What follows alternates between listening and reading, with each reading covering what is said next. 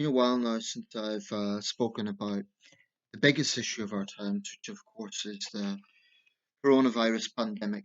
Um, I've just read an article in The Sun, which I feel embarrassed to admit it because, yeah, I'm not a fan of the tabloids. But yeah, I've just read this article, which cites that Dr. Mary Ramsey, she is an expert on the vaccines apparently, has said that social distancing and masks will remain for years to come, a vaccine expert has warned. And the report says the measures would be needed until the rest of the world caught up with us on vaccination, said Dr. Mary Ramsey. People have got used to those lower level restrictions now, said Dr. Ramsey, head of immunisation at Public Health England. People can live with them and the economy can still go on, certainly for a few years at least, and the numbers have come down everywhere. Now I've tried to find other sources for this to back it up. If assuming the Sun's got that right, that's a pretty incredible statement to make, and it taps into a problem here, I think, where there is a disconnect, um, and a tone deaf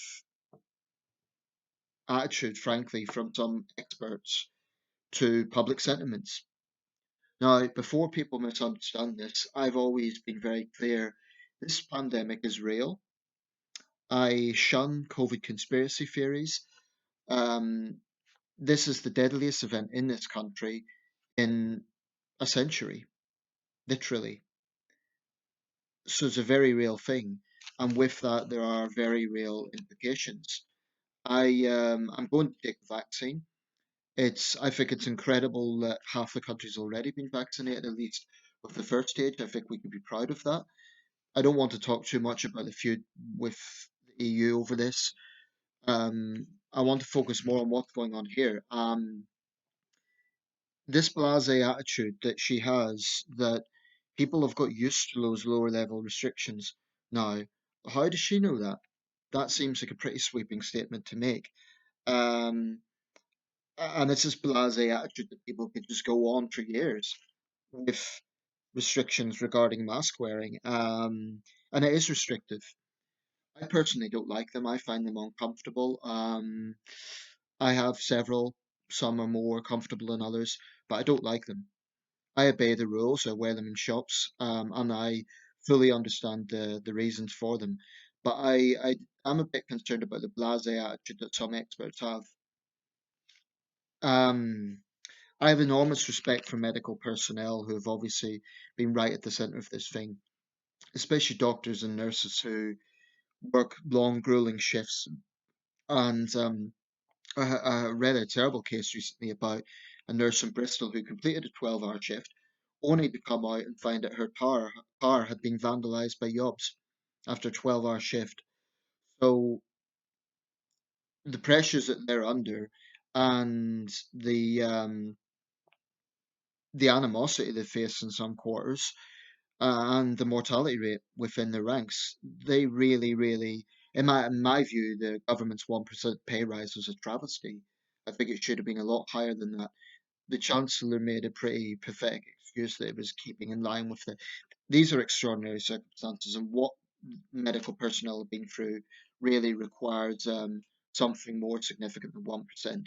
I would say about 3% or 5% at least. Um, this idea that the government doesn't have the money for it, I think there's areas like Dominic Cummings' severance package, for example, that would warrant real debate over that. But anyway, um, yeah, so I've huge respect for medical personnel. However, I think some of these experts there, her field is vaccines. So that's what she knows about. How much does she know about mental health? How much does she know about the social consequences of restrictions? Um, there is no way we can have a situation where masks become the norm. They were normal in Asian countries before the pandemic because in the Far East, where pollution levels are high, it's quite common to see people wear masks. But that is a new thing in this country, and the idea that people are used to it, um, is a really ridiculous statement to make. Just got no evidence for that. Assuming this report is accurate, when I see medical people say you must obey the rules, you must stay at home, you must do this, I understand where they're coming from because they are seeing the effects of this pandemic. But I also think they are not entirely, they're not looking at the whole picture. They're not looking at the hardship on small businesses. They're not looking at the mental health effect on people. They're looking at the impact of the virus itself in terms of health. And I don't blame them for that. That's their job. But the government's job is to consider all issues. You know, Boris Johnson, Rishi Sunak, Matt Hancock, they need to think about a lot of things. The number one priority is dealing with this pandemic. Labour's call for an independent inquiry. I can already hear the Tories saying, "Oh, it's just a political stunt. It's finger pointing." I disagree. Actually, I think that because of the scale of this event, I do think an inquiry is important. Not to point fingers. Labour might be doing it for that reason, but political parties always do things for a reason. It may well be that the Tories, flag waving from public buildings was a political stunt. So that's what political parties do. But that doesn't mean it's illegitimate. Surely an inquiry is important to see what we've done wrong, what we can improve in the future if there is a similar pandemic in the future. So I really don't see why an independent inquiry is a bad idea. And it wouldn't actually be finger pointing if it is truly independent. Um, but this blasé attitude that some experts take, that people get used to it, fine. They're frankly massively out of touch. Most people are sick and tired of the restrictions. The vast majority of people have obeyed them. They've understood the reasons for this. But it frankly makes me a little bit angry that, with all due respect to Dr. Mary Ramsey, I'm not attacking her, but I think she is, like a lot of experts, not considering the bigger picture here. She's homing in on one specific area, which is vaccines and the virus, but she's not considering the impact on business and mental health. Um, and loneliness. There have been very, very real sacrifices with this. The last thing people want to hear is we're going to have to just get used to it. Um, it's probably the case that the virus itself will stay around for some time. It's, now a virus that is with us in that sense. But I really think that the British people have been told that with these vaccines coming in, it will be the path to recovery. Half the country's been vaccinated, an increasing number are getting their second vaccination. I really do think at some point, when most of the population is vaccinated, we really do have to get as much back to normal as possible. Now, the Prime Minister's roadmap to this, it's slower than some people would have liked, but at least it's there.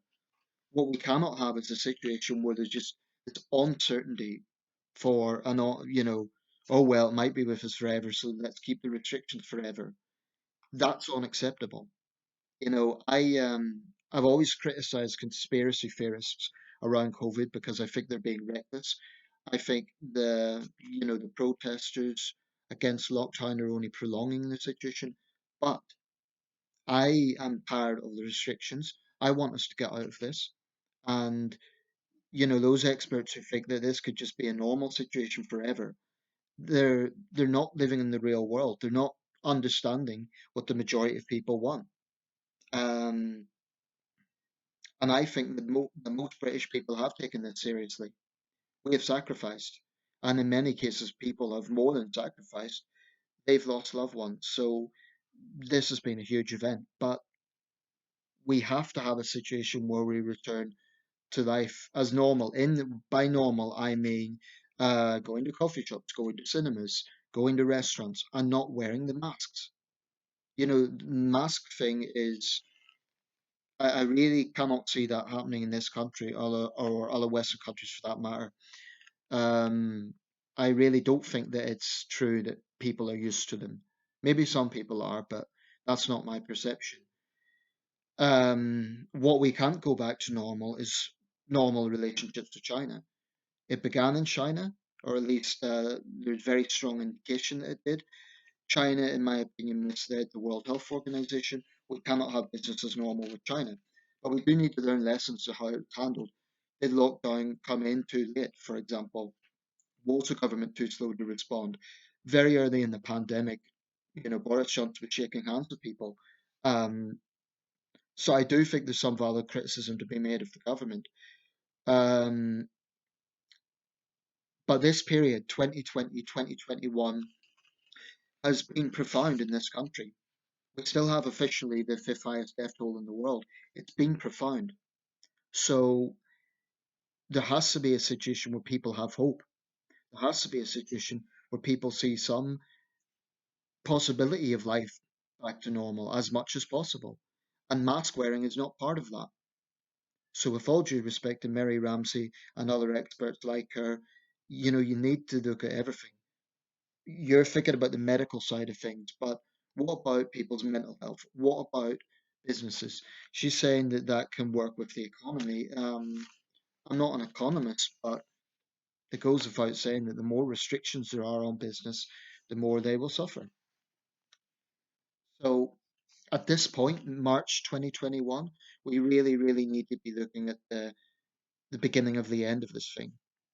It may well be that it is with us, but by that point, when we've all been vaccinated, then it might be like the seasonal flu. At that point, I don't think it is like the seasonal flu, but it might be, and I'm not an expert on this, that is for the experts to say, but what they're not experts on is issues like mental health. That's what concerns me. We can't have business as normal in that, or we can't have business as normal with those sort of restrictions. Let me know your thoughts. Thanks for watching.